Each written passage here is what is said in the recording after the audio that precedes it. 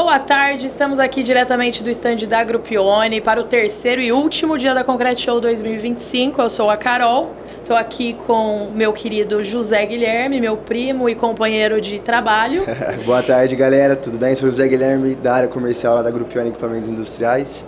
E vamos pro terceiro dia, né? Vamos pro terceiro dia de feira. E hoje estamos aqui com a Gabi Ribeiro, ilustre, especialista em concreto, especiais aí, pessoal. Amiga, parceira e grande cliente que a gente tem aí, né, Exatamente. Estamos juntos desde a primeira unidade. Exato. É um prazer, exatamente, é um prazer receber você aqui no nosso stand. Eu que agradeço. E hoje vamos falar um pouquinho sobre o concreto e a Gabi vai dar uma aula pra gente, né? Estamos aí pra isso. Responsabilidade, hein?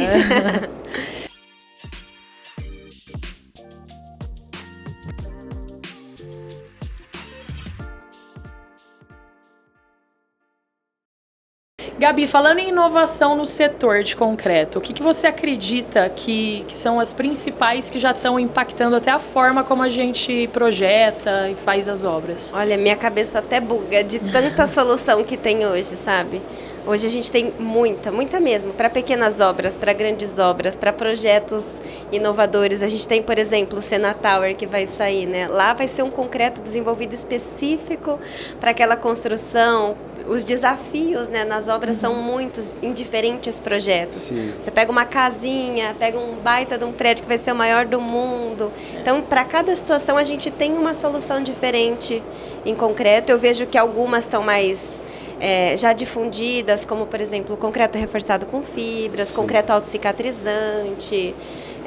O HPC está começando a vir agora, que é o concreto de ultra alto desempenho, né? Concretos acima de 90, 100 MPa. Então, para algumas obras que demandam um desempenho maior do concreto na estrutura, a gente também tem tecnologia. Ô Gabi, uma pergunta, é dosado na central já, diretamente assim? Sim, dosados em centrais. Legal. A gente tem algumas centrais no Brasil que já são, né, misturadoras que Sim. permitem o desenvolvimento de concretos Exato. mais elaborados, mas hoje a gente tem muita solução química, né, Sim. que permite em centrais mais simples, Aham, Togô, sim. P4, o desenvolvimento também de concretos especiais. Legal. Ontem, inclusive, a gente estava conversando, né, que quando a gente fala de inovação no setor, é uma cadeia, né? Não tem como só, por exemplo, eu vou desenvolver um concreto inovador, beleza, mas eu tenho parceiros para isso, do tipo, isso demanda mais estrutura na minha central, mais silos, mais tanques, mais automação, mais Exato. pontos de carga. Então, todo mundo precisa caminhar junto para que a gente, de fato, difunda, né, a tecnologia no mercado. Com certeza. Com certeza. E falando um pouquinho do autocicatrizante, porque eu acho ele bem interessante, o que você poderia falar para o pessoal desse tipo de concreto? Bom, o concreto autocicatrizante, a gente sabe que o concreto, ele tem poros, né? Ele é um material poroso, ele é um material que, por característica intrínseca dele, fissura. Ele tem uma certa fissuração. E o cristalizante é um aditivo que a gente coloca no concreto na mistura dele, lá na central mesmo. E conforme ele vai recebendo água, a água reage com esse aditivo e vai formando cristais, fechando esses poros e selando fissuras. Então, passou um ano, deu uma movimentadinha, abriu uma microfissura na estrutura. A partir do momento em que ela receber água naquele espaço, ele vai formar cristais e vai autocicatrizar o concreto por toda a vida dele. Então, isso aumenta a durabilidade das estruturas. Dependendo do tipo de peça estrutural, a gente pode substituir a impermeabilização. A gente tem um caso bem interessante de uso desse concreto lá em Bauru, por exemplo, de um cliente que estava fazendo um reservatório de água e sempre fica aquela coisa, né? Será que funciona? Como assim o concreto, né, se autorregenera? E a gente fez um teste, fizemos a caixa d'água, eles encheram de água e, num primeiro momento, as fissuras deixaram a água infiltrar, né? E aí saíram marcando, não funciona, não funciona. E o tanque estava cheio de canetinha vermelha, assim, em volta das fissuras. Passou um tempo, a gente começou a ver fechar, a fissura cicatrizou, formou os cristalzinhos, estancou e não infiltra mais. Então, tem muita tecnologia disponível hoje. esse é um que eu gosto bastante, a gente usa muito já, não só para essa questão de impermeabilização, né, mas também para durabilidade, porque a gente sabe que o maior gargalo das estruturas de concreto é a penetração de agentes agressivos, água, CO2, que provocam corrosão de armadura, né? Então a gente aumenta em 60 anos a durabilidade de uma estrutura que a gente usa essa tecnologia. Nossa, Caramba. legal, né? Muito legal, muito bem interessante, bem interessante. E falando um pouquinho de construção inteligente, né? Como que o concreto, você vê que ele se insere nesse conceito de construção inteligente? Olha, eu fico até triste de saber que os clientes, as obras não utilizam o potencial que o cliente é, que o concreto é para impulsionar as obras, sabe? Para de fato a gente ter construções inteligentes. A gente vê o pessoal empolgado com IA, com automação, sistemas construtivos, e o concreto é o material mais consumido no mundo. E se a gente soubesse usar ele de maneira inteligente, saber qual concreto eu vou usar em cada etapa da obra, que tipo de aditivo, que tipo de adição, um cristalizante, uma fibra, um outro tipo de produto. Por exemplo, coisas básicas, né? Tô com uma obra atrasada e a gente sabe que o concreto convencional tem um tempo para curar, para ganhar resistência, para eu chegar lá e tirar uma escora. E às vezes eu não tenho esse tempo hábil, eu vou perder uma medição, eu vou atrasar um cronograma de obra. A gente consegue antecipar esse processo com um concreto com resistência alta inicial. Então, é uma maneira de trabalhar de forma inteligente para vencer os desafios. A gente escassez de mão de obra, material atrasa, clima que muda o cronograma. Às vezes a gente tem o contrário, eu tenho pouca mão de obra, se eu pedir um caminhão inteiro de concreto, não dá tempo de gastar. Aí o cara pede um pouquinho, espera vir outro, pede outro, e a gente consegue estabilizar o concreto por horas para que ele fique na obra no caminhão sem secar, tenha uma aplicação adequada, com qualidade. Isso coisinhas básicas, assim, falando do concreto convencional, que muitas vezes o canteiro não sabe. Então, do básico, assim, a gente já tem muita solução que poderia estar impulsionando as obras e, infelizmente, o mercado desconhece. Nossa, bem interessante, né, Gui? Nossa, demais. A Gabi é a enciclopédia do concreto, né? Outro tema que a gente aborda bastante é a questão da sustentabilidade, né? Então, na sua opinião, essa pressão por soluções cada vez mais sustentáveis hoje em dia, né, na construção civil, quais os avanços que você consegue mostrar para a gente nesse segmento? Bom, a gente falando do material mais consumido no mundo, ele também carrega uma responsabilidade muito grande de impacto ambiental, né? Então, tanto na parte de recursos naturais que a gente consome, água, brita, areia, a gente também tem a questão da emissão de CO2.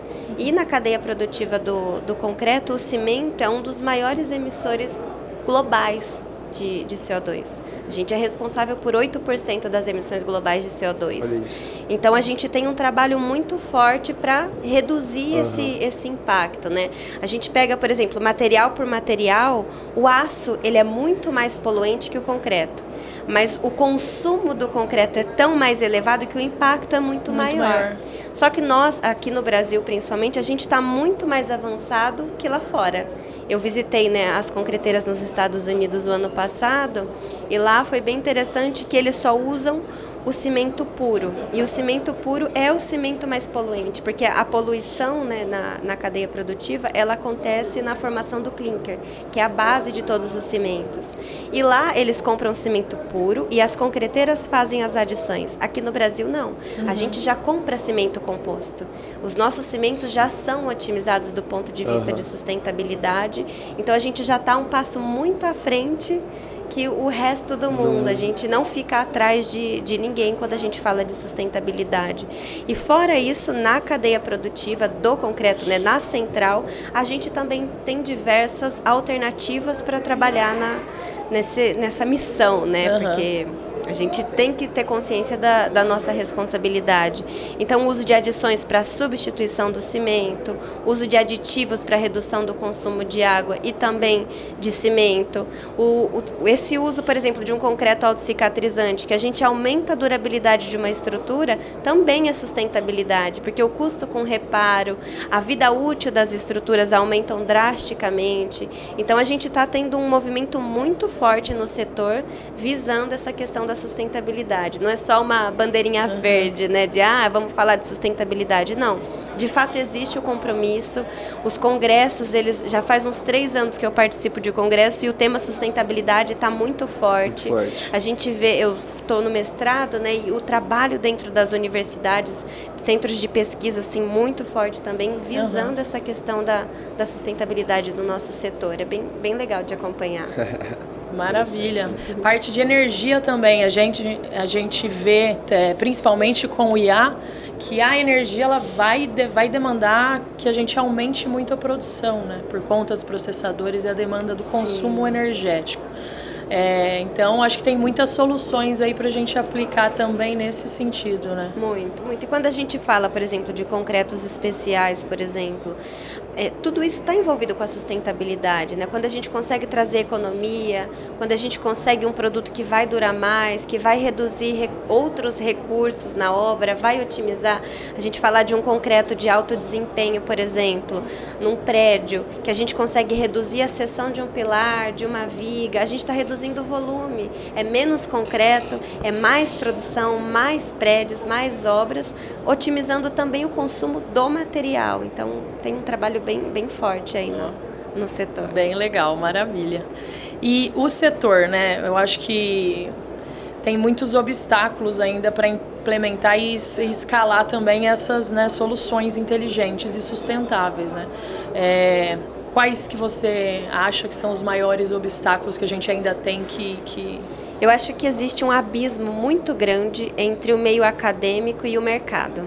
Sabe? Concordo, eu transito entre os dois mundos. Eu tenho essa... Eu quis construir essa ponte, né? Então, eu até cheguei num determinado momento em que as pessoas ficavam assim, mas peraí, você vai fazer mestrado ou você vai trabalhar? Você vai fazer mestrado porque você vai dar aula? Não vai... E eu falo, não, gente, se a gente não tiver essa união de quem está lá pesquisando, buscando inovação, se a gente não for colocar na obra, não faz sentido. Não faz sentido. E muitas vezes eu vejo que o desafio as pessoas compram a ideia.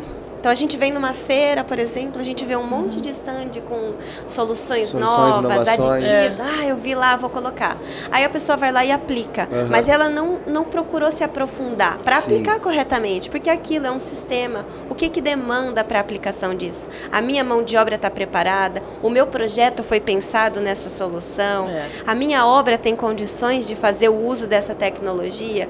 E aí, às vezes, acabam aplicando, dá errado e isso trava. E a gente já está num setor que é muito conservador. Isso. Eu sempre fiz assim, nunca então, deu acho errado. Que o modo brasileiro é isso, né? Culturalmente é difícil, né, da gente implantar inovação na construção civil como um todo, não só no concreto.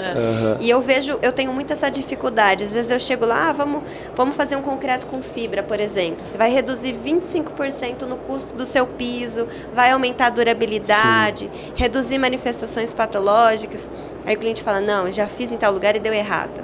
Falou, não, você fez errado, então, porque funciona, sabe? A gente precisa valorizar quem está ali dedicando o seu tempo em pesquisa. Com certeza. Não é à toa, sabe? Se tem alguém que apostou, que investiu, que seja para falar que dá certo ou não, a gente precisa olhar, né, para trazer para o mercado. Com certeza. Então, eu acho que, infelizmente, quem está na obra, né, o engenheiro que está na obra, ele não tem tempo para sair para buscar inovação. Ele está sempre focado ali no resolver o problema. Apagar os incêndios, é o peão que faltou, o material que não chegou. Exato. A gente chega lá, se você for falar de inovação uma segunda-feira com o engenheiro de obra, ele te chuta de lá.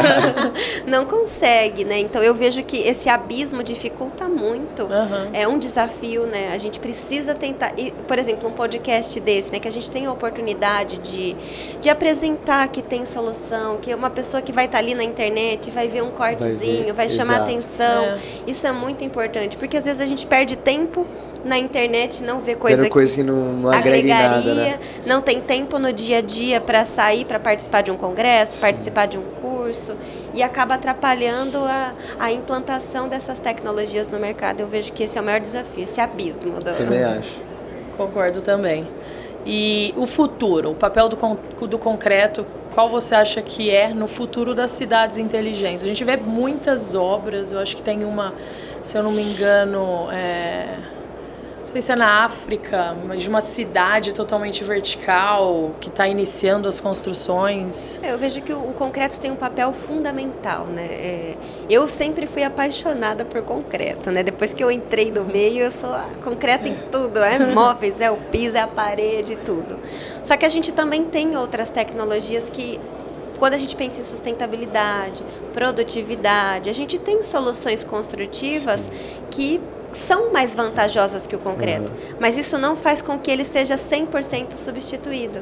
Tem situações onde ele vai desempenhar melhor, ele vai ser a melhor alternativa. Sim. Então, mesmo que a gente avance com diversos métodos construtivos, ele sempre vai estar presente, nem que seja na calçada, vai ter concreto na obra. E eu vejo que quanto mais a gente conseguir, né, implantar essas soluções de concretos especiais, unir projetista com concreteira, que infelizmente os projetistas trabalham numa linha e quem decide o concreto é o suprimentos, é o mais barato, não é o mais o ideal, não é. E assim, o projetista ele está preocupado com a segurança estrutural. Ele não está preocupado com os desafios do canteiro, né? E a gente consegue entregar a segurança estrutural que o projetista busca com alternativas que auxiliam na produtividade no canteiro também. E muitas vezes a gente trava nisso. É os suprimentos buscando o mais barato, é a concreteira de repente oferecendo uma solução que o projetista não conhece e tem medo de prejudicar o que ele projetou também. E se a gente conseguisse unir isso, né, a gente conseguiria um progresso muito maior no nosso país, um avanço, né, no desenvolvimento das cidades. A gente, como eu disse, né, o Sena Tower, a gente não poderia construir um prédio daquele sem um concreto próprio para aquela obra. Como que você vai bombear um concreto a 100 e tantos metros de altura? Não é qualquer concreto. Não é só um slump 20 que vai lá, não. Como é que esse concreto chega lá em cima? Como que aplica, né? Então eu acho que falta muito dessa união do setor da construção olhando para o concreto como um aliado. Sim. Não um material que a gente vai ter que usar, vamos comprar o mais barato porque a gente tem outros custos. E às vezes a gente vê o pessoal brigando por causa de R$10 no metro cúbico e gastando milhões numa torneira, vai colocar na obra. Exato. Pior que é verdade. É triste. É o que acontece todo dia nas concreteiras, Sim. Maravilha. Não, maravilha. E eu achei até interessante que eu acompanho você nas plataformas LinkedIn e tudo, que você, tipo assim, com o seu conhecimento, você, como você mesmo disse, você interliga a escola, querendo ou não, a faculdade, com o seu trabalho de hoje em dia, que você leva o pessoal na concreteira, mostra todo o processo e todo o conhecimento, você, tipo assim, tenta passar. Você querendo ou não, age como uma professora, assim, né? Acho que é muito interessante, porque a gente tem que pensar no nosso país, né? Então, quanto mais conhecimento o pessoal vai crescendo, vai adquirindo, melhor para o nosso país, né? E quanto mais a gente conseguir transmitir, né? Eu acho que eu tive muita dificuldade no começo, sabe? Até na nossa empresa, quando a gente foi, né, posicionar a empresa como Reblend, falar de concretos especiais, até para nós foi assim, será? A gente vai falar de concretos especiais, o mercado não está preparado, ninguém está falando disso, as pessoas vão achar. Né? Eu falei, gente, é o futuro, a gente precisa, né, se posicionar. Se a gente não fizer isso, ninguém vai fazer. E o cara que está na obra, infelizmente, o engenheiro deveria conhecer mais de concreto, mas a realidade não é essa. Então, nós, enquanto fornecedores, precisamos educar o mercado. Né? A gente precisa ensinar. A gente vai comprar, por exemplo, sei lá, um equipamento. Se a gente não tiver um fornecedor que traz para nós as soluções que ele tem, explica o que atende à nossa necessidade, procura entender a nossa necessidade para oferecer o melhor produto, a gente também fica ali, é tudo igual. vou comprar um celular, é tudo igual. É. No máximo eu vou mais olhar a barato, câmera né? dele, né? É o que me interessa. E às vezes a gente tem outras demandas que o fornecedor não sabe, a gente não conversa e a gente perde tempo. Então eu acho que falta muito das concreteiras também esse trabalho de educar, né? De pegar na mão do cliente, entender qual que é o desafio, qual que é a solução. Porque não adianta eu vir aqui, concreto autocicatrizante, tá. Mas aonde que ele é uma solução? Não basta ser uma inovação, né? Eu não vou vender porque é bonitinho, porque é super interessante que o concreto se autorregenere. Que problema ele resolve? Que custo ele reduz? Porque é isso que vai importar. Quando a gente fala de concretos especiais, são concretos mais caros, mais técnicos, mas que de alguma forma o cliente economiza. Seja no início da obra, numa substituição de algum outro sistema, seja no longo prazo, com redução de custo com manutenção, aumento da durabilidade. Então, eu acho que esse papel de estar transmitindo e entender a linguagem de cada um, né? Se eu vou ter que convencer o pedreiro, a minha linguagem é uma. Se eu vou ter que convencer o cara do compras, que só sabe negociar, a minha linguagem é outra. Se eu preciso convencer um engenheiro, eu preciso me adaptar à minha comunicação com ele, né? Eu acho que falta muito isso. Às vezes as pessoas querem vender o produto e não a solução. Exato. É até um grande desafio, eu vejo isso também, porque nós, como fabricantes de equipamentos, a ideia é não fornecer um equipamento bom que não traga dores, na verdade, traga solução ali pro cliente. E eu vejo isso, eu vejo que falta muito essa comunicação, essa interação para entender quais são as dores do dia a dia do equipamento. Sim. Tá? O que facilitaria? Por exemplo, o que eu posso trazer de solução e de melhoria? Nós estamos com um desafio lá que eu estou implantando um material na usina, que no laboratório, um material que vai assim, sensacional. Sim.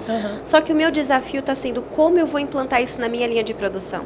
Porque eu pesar 500 gramas de um material numa balancinha e jogar na betoneira é fácil. Mas como que eu vou trazer esse material? Como que eu vou armazenar ele? Sim. Como que eu vou colocar ele na minha linha de produção sem que ele seja um problema?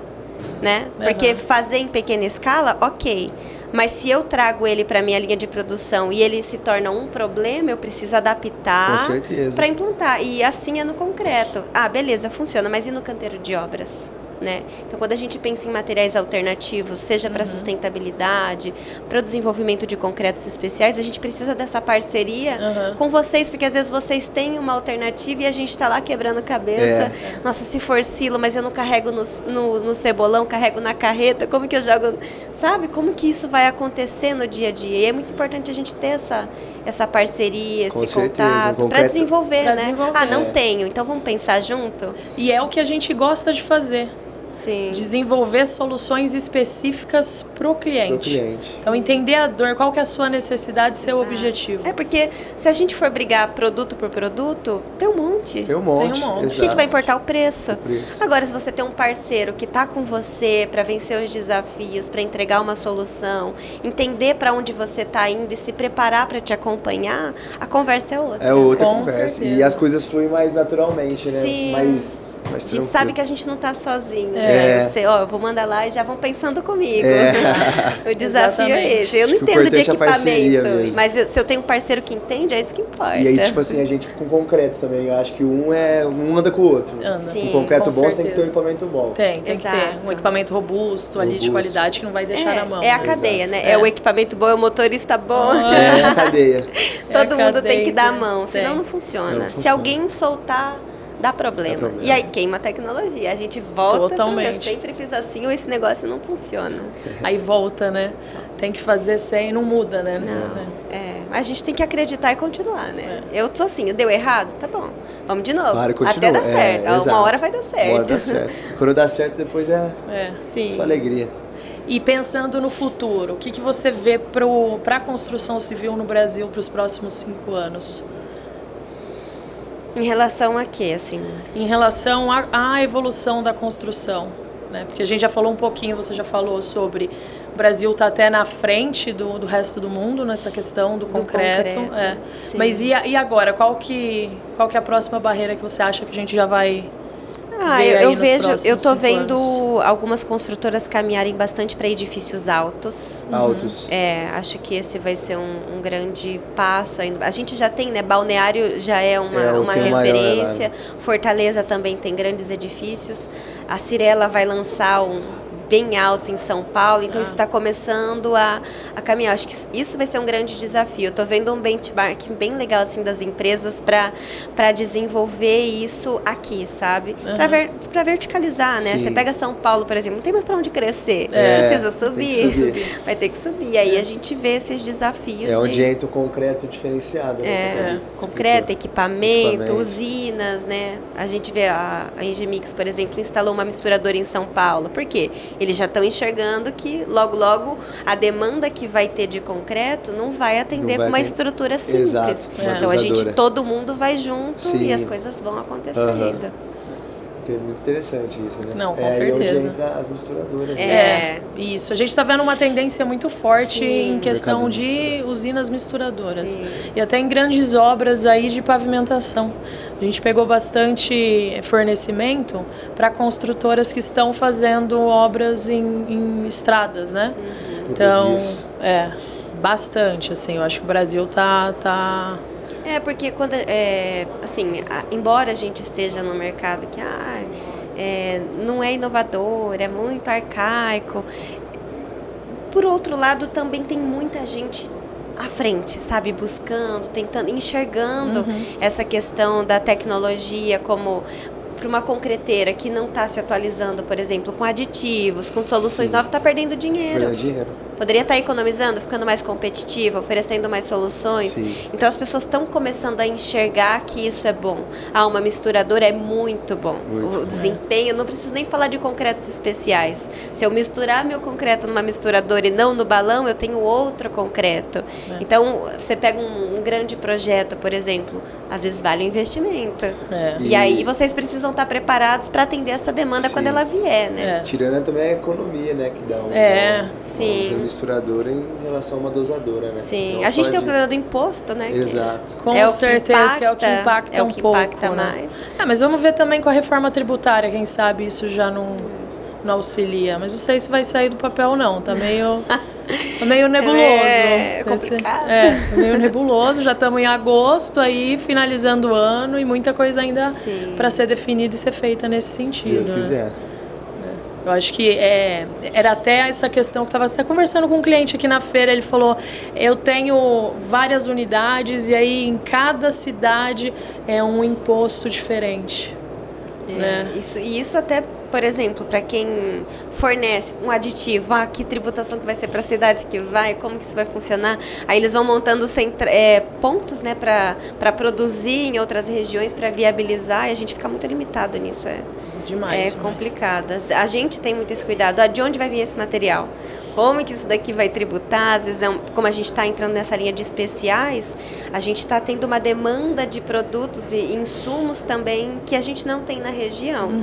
E aí a gente fica, será que não tem aqui no estado? Será que vai vir de outro? Como que a gente vai trabalhar? Isso impacta muito também. Não, com certeza. E o que você poderia falar para uma pessoa que está querendo entrar nesse mercado? Venha. Eu acho que é um mercado que está crescendo muito. Falta profissional. Falta muito, sim. Quando eu estava na faculdade, eu nunca imaginei trabalhar com concreto, embora meu pai tivesse concreteira. Eu passei pela matéria concreto de uma maneira muito básica, né? E é por isso que a gente tem muito desafio hoje para implantar, né? E aí, quando eu queria ser administradora de obras, o negócio era obra. Eu fazia estágio, inclusive. E aí, quando meu pai me chamou, eu falei, nossa, concreto, né? O que eu vou fazer numa concreteira, né? Tipo, é só misturar material, não tem muito segredo, né? E eu queria fazer obra. E aí, quando eu entrei, eu falei, bom, já que eu tô aqui, então vamos aprender, né? Vamos ver o que tem. E quando eu entrei e comecei a descobrir o mundo de tecnologia, o mundo de possibilidades, sabe, dentro do material, eu entendi que é o caminho para o progresso do país, sabe? A gente precisa de mais pessoas atuando no setor. Eu vejo que a gente vem na feira sempre as mesmas pessoas, a gente está sempre trocando. Eu vejo o pessoal troca de empresa e está sempre ali e sempre faltando gente. Então eu vejo que é um mundo assim Apaixonante. Eu amo. Se eu pudesse, eu fazia todo mundo mexer com concreto. Meu filho já fala concreto, eu tô esperançosa que ele vai pro meio. E eu acho que tem muita oportunidade de trabalho, muita oportunidade de desenvolvimento. Que a gente olha, a gente sai da faculdade, ou vai fazer projeto, ou vai gerenciar obra, né? É o que a gente imagina. E dentro da engenharia, não. Eu posso ser uma especialista em concreto, em impermeabilização, em fachada, em pavimento. Então, dentro do concreto, a gente já abre outro leque. Eu posso me especializar em aditivo, cimento, adições, centrais, caminhões. Então, tem um mundo, né, ali que as pessoas às vezes não enxergam. Então, eu recomendo, eu acho que é um trabalho que vale a pena. Assim. Eu gosto. Maravilha. Legal. Engraçada a minha história, né? Porque eu defini aí ser engenheira de produção. Eu tive aula de química, eu gostava bastante, era uma matéria que eu gostava muito, assim, sabe? E aí um professor, na época do terceiro colegial, não tinha nem ideia do que eu queria fazer. E ele, poxa, eu acho que você se daria bem em engenharia de produção. Eu fui dar uma estudada para saber o que é, quais são, né? E me apaixonei também. Só que lá atrás nunca tive a ideia de, olha, vou trabalhar na Grupione, né?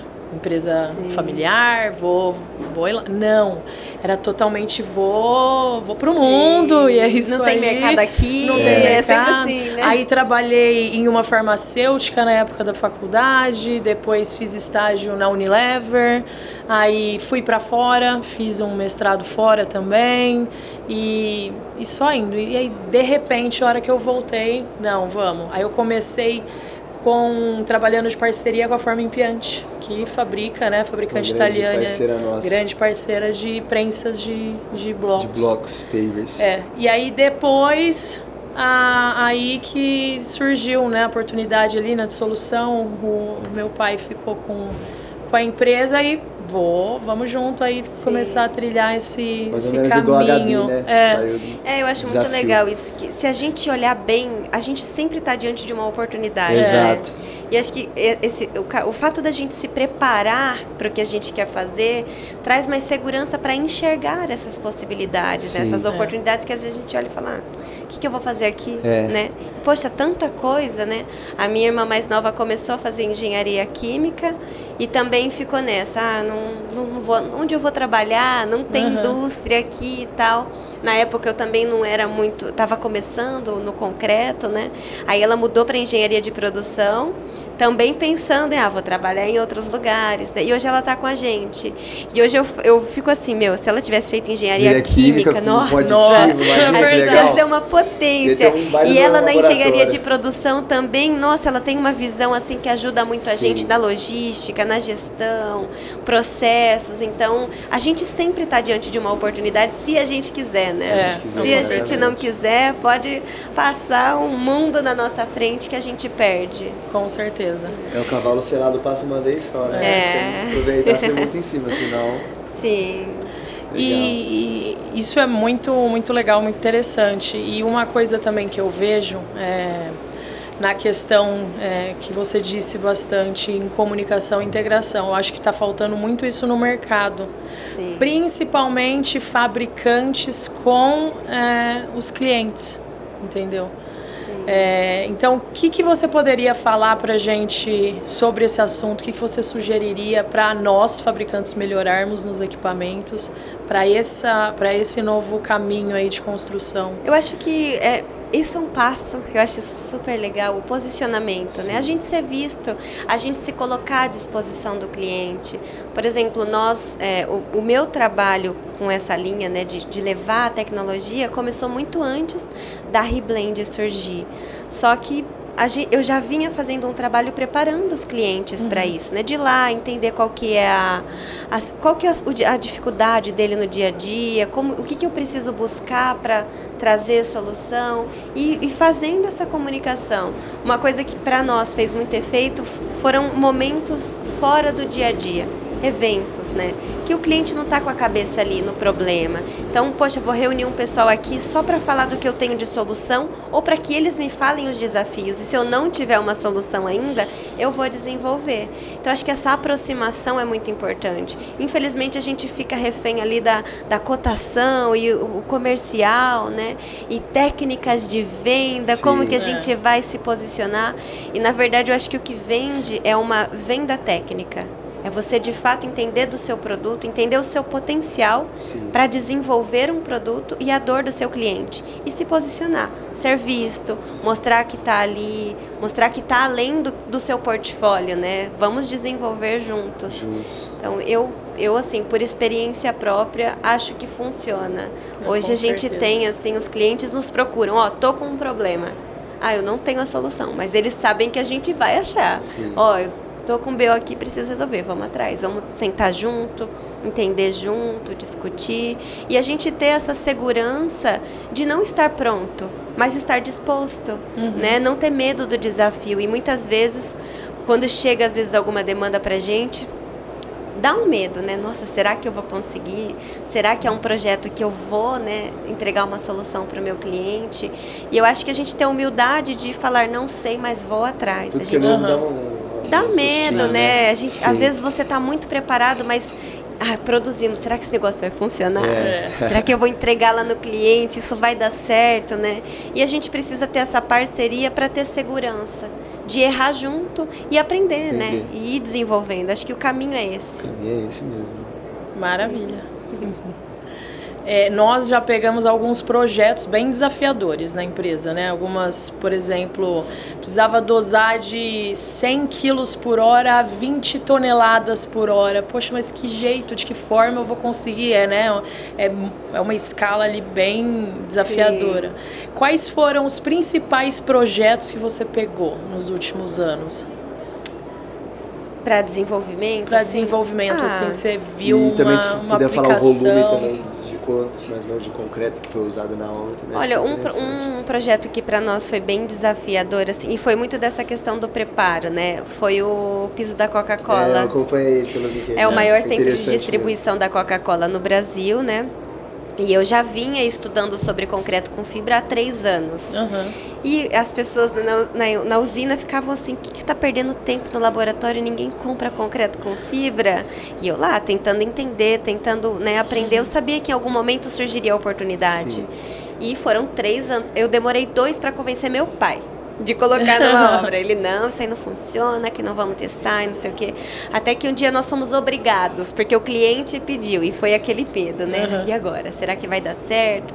Aí a gente fez e ele entendeu que, poxa, é mais produtivo, eu não preciso ir lá montar a tela, a minha equipe só chega, já lança o concreto, já faz. Aí a gente já quebrou um pouco do medo. E depois disso a gente foi entendendo, afloramento, desenvolvimento, vamos ver fibra, vamos ver aditivo, vamos trabalhar em cima disso. Eis que surgiu a oportunidade de atender a obra da Coca. E aí quem foi executar foi a Alfa Piso, que é a maior executora de pisos do Brasil. E eles fizeram um trabalho na cidade de identificar o fornecedor que estaria apto, né, para atendê-los. E foi um trabalho assim que eu cheguei a sair chorando um dia da usina, assim, eu não conseguia, sabe, eu não estava conseguindo fazer aquele concreto, e eu trocava material, trocava aditivo, trocava tudo, e eu cheguei num ponto que eu falei pro meu pai assim, eu não sei fazer concreto, cara. Não sei fazer, sabe? Porque Caramba. Vem aquela sensação, né? De tipo assim, poxa, a gente está se posicionando, o que faz, no laboratório funciona, e aí a hora que chega o desafio de verdade, você não conseguir, sabe? E você ficar refém do cliente te limitando com o conhecimento que ele tem. Não, isso não funciona. Tem que ser assim. Essa falta, né, de confiança, às vezes, de, poxa, vocês entendem do negócio. Tragam a solução para mim, seja como for. Não vou ficar falando qual o tipo de aço que eu quero no meu equipamento. Sim. Qual que é, sabe? Até que esse dia eu cheguei e falei, não vai dar certo. Aí eu fui embora, eu falei, não. Vou chamar todo mundo, eu tenho a solução, eu sei como fazer, mas vai ter que ser totalmente na contramão do que eles estão pedindo. E eu vou ter que ir pro jogo. Aí eu cheguei e falei, ou a gente vai fazer dessa forma, ou a gente vai tentar seguir do jeito que vocês estão falando, mas o custo é inviável, porque eu tinha esse limitante, né? Não era só produzir o concreto, eu tinha que trabalhar dentro do preço que a gente já tinha fechado. Então, assim, eu fechei e agora a gente vai fazer. E foi um mês, assim, de desenvolvimento até que a gente conseguiu chegar no... Mas mudou tudo, a gente conseguiu trocar o material, eles aceitaram nossas sugestões, a gente foi para campo. Então foi um trabalho que me marcou muito, porque nós estávamos com empresas que subiram a régua pra gente, sabe? O controle tecnológico. Bauru era um mercado pouco técnico. Então a gente não tem muito cliente que demanda da gente. A gente tá à frente dos nossos clientes. Acho que o Brasil também é um pouco técnico, né? Sim, então assim, era muito confortável falar do produto sem ser demandada. Entendo da tecnologia, eu sei fazer, mas como é que eu vou levar isso pra frente? Aí quando chegou uma empresa que não, é assim, e o que você vai fazer? Aí vem aquela pressão. Mas foi, graças a Deus, deu tudo certo, foi uma parceria que funcionou, eles sentiram confiança na gente. E a gente é uma concreteira pequena, né? E eu lembro que quando a gente finalizou a obra, o feedback deles foi de que, rodando o Brasil, sendo a maior do Brasil, eles não tinham tido o atendimento que eles tiveram, dedicado ao projeto deles. Que muitas vezes eles chegam, eles têm e fica aquela briga. Não, eu não faço, não. E não tem essa sinergia, né? Essa parceria de encontrar juntos a solução. Então esse foi um projeto que pra mim assim foi bem marcante. Legal. Que legal. Parabéns. Eu acho que fica... E fica alguma mensagem pro pessoal que você queira deixar? Eu acho que a gente tem que acreditar, né, que a gente pode fazer a diferença no mundo, independente do tamanho que a gente é, independente de onde a gente estiver, a gente precisa oferecer o melhor para quem depende da gente, né? Eu não quero salvar o Brasil, salvar o mundo do ponto de vista de sustentabilidade. Eu sei que o meu impacto no mundo e no Brasil vai ser pequeno, mas para os meus clientes, para as pessoas que puderem me acessar e que dependerem do meu trabalho, eu vou fazer o meu melhor. Com certeza. E que isso sirva de inspiração e que juntos a gente replique isso em massa, né? E o efeito surja, né, pro mundo. Com certeza. Não, e vai sim, com certeza. E parabéns pela trajetória. Obrigada. Parabéns, é gratificante para nós termos você aqui compartilhando todas essas histórias e todo o seu conhecimento. Isso aí. A gente tem um desafio aí, ó. Já cantei a bola, a gente vai precisar de vocês. É um projeto novo. E você também. Estamos disponível aí para buscar soluções em conjunto. Querendo ou não, toda a família Ribeiro também é grande parceiro nosso, né? Gabi, todo o pessoal lá, Igor. Pessoal, todo um espetáculo lá, nunca tivemos problema e é isso que a gente vai levar pro resto da vida. Obrigada pela oportunidade. Não, que isso, obrigado a gente. Infelizmente está chegando ao fim do nosso podcast, né? Infelizmente. Estávamos aqui agora conversando um pouquinho com a Gabi. Muito obrigada para todo mundo. Obrigada, Gabi. Todos. E vamos que vamos, parabéns. Obrigada, gente. Sucesso. Para nós todos, Gabi. Obrigada.